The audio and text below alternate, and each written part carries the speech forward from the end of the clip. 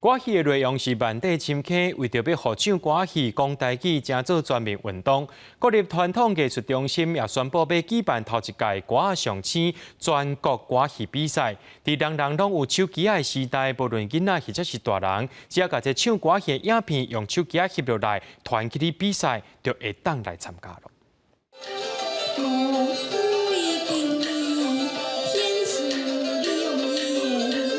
三个国中小孩姊妹仔讲这盘戏，因讲自细汉就对妈妈学戏，感觉歌戏真趣味。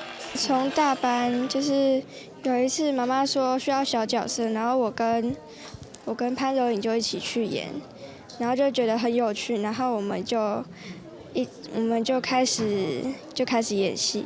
因三个姊妹仔会使讲是定伫唱歌戏的比赛场顶，伫台湾介意歌戏的人真侪，因为大家拢是看歌戏。不过这届国立传统艺术中心是要互大家唱歌戏，头届举办歌仔上星全国歌唱比赛。歌仔上星，我想大家应该希望产生过去我们叫做的少年歌子啊，所以这个其实是我们的使命。那我们很希望这样子的工作不是只有一次。 歌戏甲台语都亲像基因甲血缘，这是文化艺术融合传承。